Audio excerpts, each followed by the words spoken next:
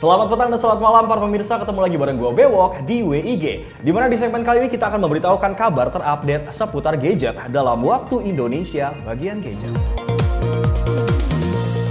Kabar pertama datang dari dunia laptop, di mana Lenovo baru-baru ini merilis laptop gaming terbarunya mereka yang dinamakan Legion Slim 7i. Bodinya yang memiliki ketebalan 17,9 mm dan bobotnya yang hanya mencapai 1,86 kg membuat laptop ini diklaim menjadi laptop gaming teringan di dunia. Selain tipis, laptop ini mampu menghindari panas yang berlebih berkat teknologi pembuang panasnya yang bernama Cold Front 2.0 yang memiliki sistem kipas ganda dengan ventilasi quad channel. Pada sektor jantung utamanya, laptop ini dibekali dengan prosesor Intel Core i7 10879H yang dikolaborasikan bersama kartu grafis tertinggi yaitu NVIDIA RTX 2060 Max-Q. Dengan kolaborasi tersebut, laptop gaming terbaru dari Lenovo dikatakan bukan hanya diperuntukkan bagi para gamers, akan tetapi diperuntukkan juga untuk para konten kreator dan pekerja dunia kreatif yang membutuhkan spesifikasi dan juga mobilitas yang tinggi. Lalu pada sektor baterai, laptop gaming ini dibekali dengan 71 watch hour rate yang diklaim mampu bertahan sampai 8 jam lamanya. Dengan keunggulan tersebut, Lenovo Legion Slim 7i dibanderol dengan harga 28 juta dan bisa kalian dapatkan di Lenovo Official Store. Buat kalian para Crazy Rich Surabaya ataupun Crazy Rich Tanjung Priok, mungkin bisa langsung monggo dibeli. Murah bukan bunda? Kabar terbaru lainnya datang dari OnePlus 9 Pro, di mana ada yang menyebutkan kalau HP yang akan dirilis oleh pabrikan asal Cina tersebut akan dibekali dengan kamera besutan dari Hasselblad. Beberapa bulan belakangan ini sudah terdapat banyak sekali bocoran soal spesifikasi HP terbaru dari OnePlus versi Pro tersebut. Dan bocoran terbarunya yaitu tentang keberadaan logo Hasselblad pada bagian belakang kamera OnePlus 9 Pro. Bukan hanya dirumorkan akan dibekali kamera besutan merek ternama, HP terbaru ini juga dikabarkan akan dibekali dengan 4 kamera belakang dan salah satunya terdapat zoom optik 3,3 kali. Sejauh ini, OnePlus 9 Pro dikabarkan memiliki layar melengkung pada bagian sisi-sisinya dan dibekali dengan layar beresolusi QHD+ dan memiliki refresh rate sampai 120 Hz. FYI, Hasselblad adalah pemain lama dalam dunia fotografi yang dikenal dengan berbagai medium formatnya, yang juga menjadi andalan banyak para fotografer kawakan.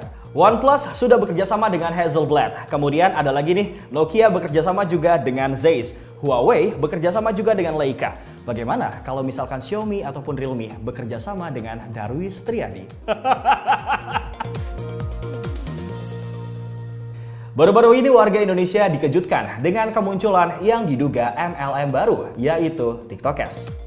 Aplikasi ini disebut sebagai solusi masa depan untuk para kaula muda, sebab hanya dengan bermodalkan menonton konten TikTok, para pengguna TikTokers nantinya akan diberikan pundi-pundi uang. Bahkan para warga Twitter pun beramai-ramai mencuitkan kalau aplikasi tersebut begitu menggiurkan karena bisa mendapatkan uang sampai puluhan juta rupiah. Tapi tidak sedikit pula yang agak khawatir kalau aplikasi ini berujung pada penipuan dengan skema Ponzi atau money game seperti platform VTube dan juga Like App. TikTokers memang menjanjikan keuntungan berupa uang tunai kepada para penggunanya dengan melakukan tugas yang disediakan perharinya, mulai dari follow akun, like, nonton video TikTok, lalu ketika tugas sudah terselesaikan, para penggunanya dianjurkan untuk screenshot hasil tugasnya. Semakin banyak menyelesaikan tugas, maka semakin banyak pula pundi-pundi uang yang akan didapatkan dan bisa dicarikan ke rekening bank pengguna TikTokers. Memang sekilas aplikasi ini menggunakan sistem yang begitu mencurigakan, sebab skema keuntungan yang tidak realistis dan adanya pembayaran keanggotaan di awal pendaftaran membuat TikTokers dicurigai menjalankan investasi bodong. Bahkan situs TikTokers pun tidak mengklaim atau mencantumkan bahwa mereka berada di bawah pengawasan OJK. Dan terdapat kabar terbaru juga kalau situs TikTokers sudah diblokir oleh Kominfo karena alasan transaksi elektronik yang melanggar hukum. Bewok cuma bisa ngucapin sabar ya bro yang belum balik modal atau mungkin yang ketipu, sabar. Mungkin kalian bisa ikut. Nggak tahu. Setelah menunggu dan penantian yang cukup lama, Xiaomi Mi 11 akhirnya rilis secara internasional. HP pertama yang ditenagai oleh chipset Snapdragon 888 ini memiliki varian yaitu 8/128GB dan 12/256GB. Pada sektor layar, Xiaomi menyematkan layar seluas 6,81 inci beresolusi Quad HD+. Layar tersebut berteknologi pula AMOLED dengan refresh rate mencapai 120 Hz. Lalu pada sektor kamera, Xiaomi membekalinya dengan kamera utama beresolusi 108 MP yang diikuti dengan kamera ultrawide 13 megapiksel dan kamera makro 5 megapiksel. Beralih pada sektor baterai, Mi 11 dibekali dengan baterai berkapasitas 4600 mAh yang didukung dengan teknologi fast charging 55 watt yang diklaim mampu mengisi full daya baterai hanya dalam waktu 45 menit. Xiaomi Mi 11 versi internasional sendiri dibanderol dengan harga 749 euro atau berkisar 12,6 juta rupiah untuk varian 8 per 128 GB. Sedangkan untuk varian 12 per 256 GB dibanderol dengan harga 799 euro atau berkisar 13,5 juta rupiah. Harga tersebut dibilang cukup mahal dibandingkan dengan harga yang dirilis di China, yaitu 8,6 juta rupiah untuk varian terendah. Sedangkan untuk varian tertinggi di China sendiri hanya dibanderol dengan harga 9,3 juta rupiah. Berita selanjutnya datang dari vendor Asus yang kabarnya akan merilis dan memproduksi HP mini. Karena mengalami penurunan pada versi smartphone di tahun 2020, Asus dikabarkan akan memproduksi HP gaming dan Zenfone series mini yang kemungkinan akan dinamai Zenfone 8 mini. Zenfone mini ini nantinya akan menawarkan spesifikasi premium, namun bentuknya akan lebih kecil dari smartphone reguler pada umumnya. Akan tetapi sampai saat ini belum diketahui detail spesifikasi yang akan diusung dan harga yang akan dipatok oleh Asus untuk smartphone ini. Baru-baru ini, Black Shark terbaru sudah terlihat di Tena dengan membawa chipset Snapdragon 870. Sebuah HP terbaru dari Black Shark dengan kode Shark PRSAO baru-baru ini sudah mengantongi sertifikasi dari otorisasi China. Sempat digadang-gadang akan menggunakan Snapdragon 888, HP terbaru dari Black Shark tersebut ternyata akan dibekali dengan Snapdragon 870. Tapi sampai saat ini masih belum diketahui apakah HP terbaru itu versi Black Shark 4 atau masuk dalam kategori Black Shark 4 series. Dari segi desain sendiri, Black Shark terbaru itu mengusung desain kamera horizontal yang sekilas mirip dengan desain dari kamera Samsung Galaxy S10 Plus. Lembaga riset Canalys baru-baru ini merilis vendor HP terlaris pada periode Oktober sampai Desember tahun 2020 di Indonesia. Di posisi puncak, Vivo mengantongi pangsa pasar sebesar 25% dengan pertumbuhan yang stabil jika dibandingkan dengan kuartal yang sama pada tahun 2019.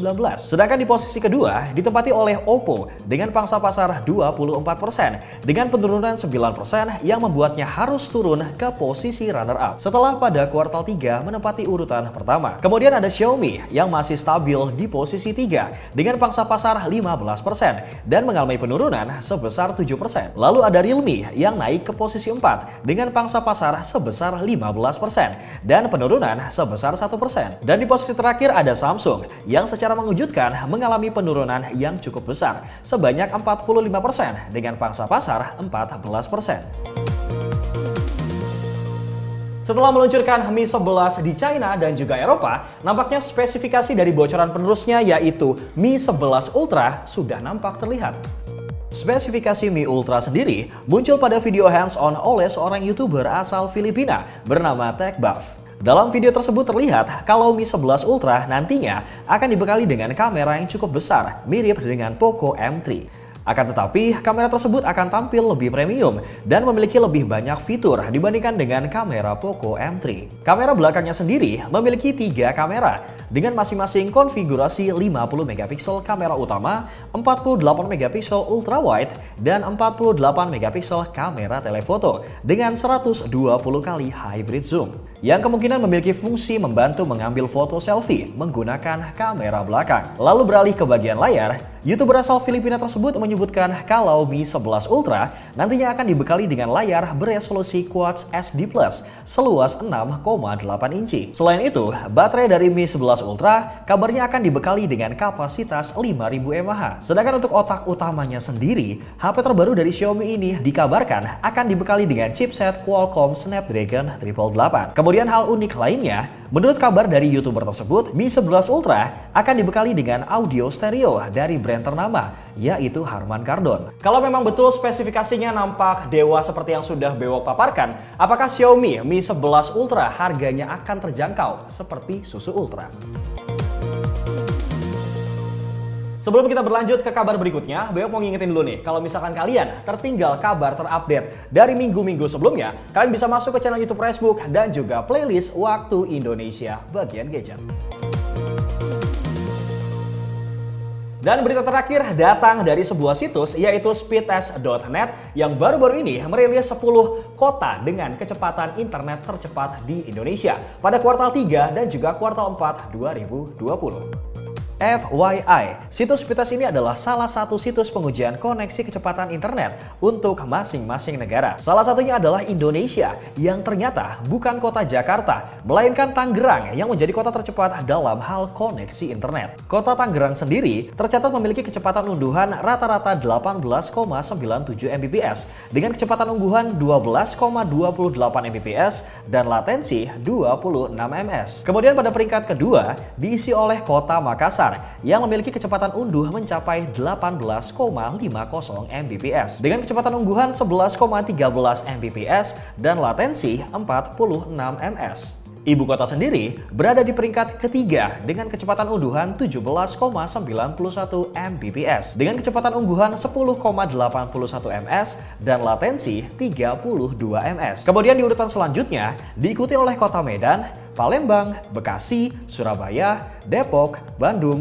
dan juga Semarang. Indonesia sendiri berada di urutan ke-121 di dunia, turun 4 peringkat dari periode sebelumnya dalam hal kecepatan internet mobile. Dan di Indonesia sendiri rata-rata memiliki kecepatan mendownload 17,26 Mbps dengan kecepatan upload 11,44 Mbps dan latensi 37 ms. Nampaknya mungkin di antara kalian ada yang sedikit tercengang ya melihat Tangerang menjadi kota tercepat, koneksi internet itu paling cepat di Indonesia. Atau mungkin buat kalian kota-kotanya ada yang masuk list? Bisa Depok nomor 1 yuk, Depok kota gue bisa.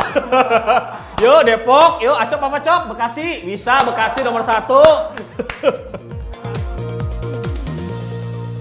Sekian dulu kabar terupdate di minggu ini dalam Waktu Indonesia bagian gadget. Bewok pamit, salam gadget.